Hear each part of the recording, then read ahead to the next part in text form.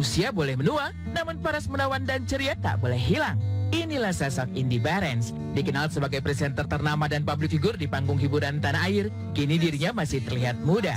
Tak bisa dipungkiri, kata yang terucap dari setiap penampilannya di dunia entertain mampu membius jutaan pasang mata di luar sana. Ditambah sosok dirinya yang periang. Melintasi generasi ke generasi, Indy Barens memang masih terlihat eksis di berbagai panggung dengan stamina yang masih bugar. Hal tersebut tentu tak lepas dari pola hidup sehat seorang Indy Barens. Lantas, rahasia apakah yang kini masih diterapkan oleh seorang presenter ternama ini? Selamat pagi semuanya. Silengnya tinggi. Gak ada hijau-hijaunya ya, padahal kan gue senang banyak sayur. Ini udah, tapi kekilo sama wortel. Sekilo wortelnya? 2 kilo. Oh. Apa sayur hijaunya? Kan aku perlu hijau. Ini bayam. Tampilkan wajah Anda. Udah ini tuh. Tadi bayamnya kelipet sama wortel, jadinya orange. Selembar kayaknya daun bayamnya. Spot itu segini. Ini ada timun, bayam, jahe, lemon, terus wortel, udah. Nggak seru ya? Nggak seru. Hari ini agak sepi. Nanasnya nggak pernah ada. Oh iya, pakai nanas lupa.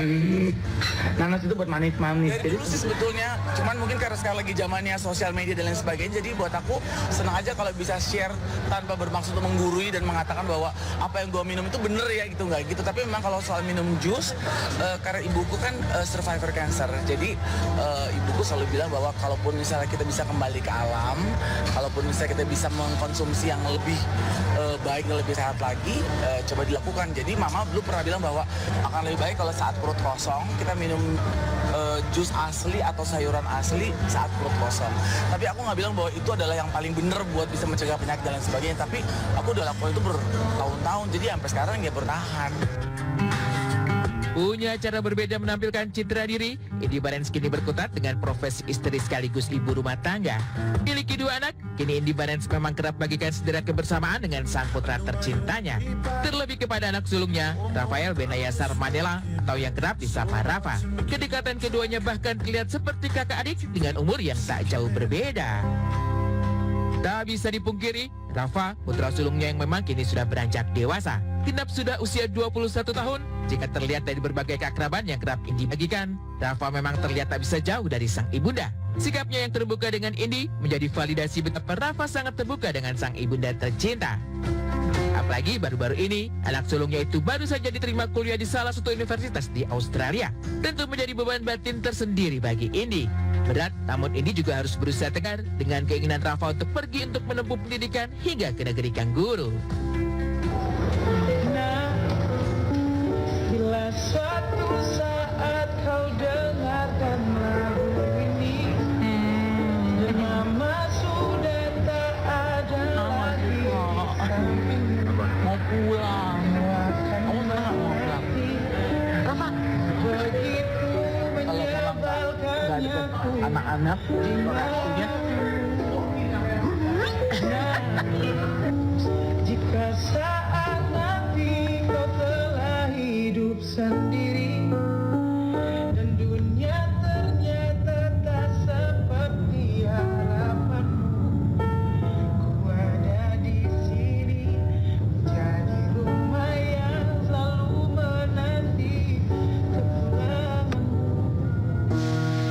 Hati ibu mana yang rela jauh dengan anak tercinta?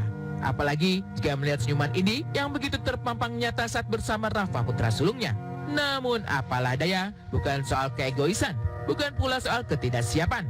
Menempuh pendidikan hingga ke Melbourne ternyata memang hasil dari kerja kerasnya selama ini.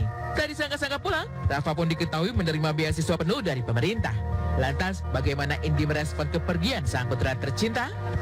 Gak enak Bu, gak enak, tapi akan lebih nentemin hati kalau kita ingat bahwa sebetulnya pada saat Rafa mengambil keputusan untuk sekolah di luar negeri, itu memang dia sempat sampaikan dari SMP. Jadi dia bilang gini, Mam, kalau aku nanti sekolah di luar negeri boleh nggak? Aku bilang, boleh, tapi kamu beasiswa ya. Jadi poinnya apa? Mungkin setiap keluarga, setiap orang tua punya cara sendiri-sendiri ya. Tapi kalau aku bilang gini, boleh aja kamu sekolah di luar negeri. Tapi untuk step awal, kalau kamu sekolah di luar negeri, negeri, kamu ambil dari kemampuan kamu. Kalau untuk S2-nya ya Tuhan yang tahu kita bisa support apa enggak. Tapi paling tidak kalau di saat pertama kali dia sekolah di luar negeri berkat dari kemampuan otaknya dia dan lain sebagainya, itu kan jauh dia lebih respect sih sama apa yang dia dapatkan. Rasanya nggak enak, Bu. Jika Andy merasa ikhlas dengan kepergian Rafa, bagaimana pula dengan Rafa? Di balik kesuksesan dirinya dapatkan beasiswa pemerintah, apa yang sebenarnya ia rencanakan? Sekedar pendidikan? Atau hanya sekedar ingin buktikan diri mampu berdiri di kaki sendiri? Nomor satu, dia pengen coba seperti apa sih kalau dia bisa hidup mandiri, jauh dari orang tua, terus dia bisa handle semuanya sendiri. Toto dia bisa dapet, ya amin deh. Beasiswa akhirnya. Beasiswa. Ambil apa tuh Teh? Dia ambil produk desain sama art, bisnis. Pas akhirnya dia ngomong nih, Mam aku dapat beasiswa. Aku broken heart, Bu. Hati aku tuh kayaknya retak se-inch.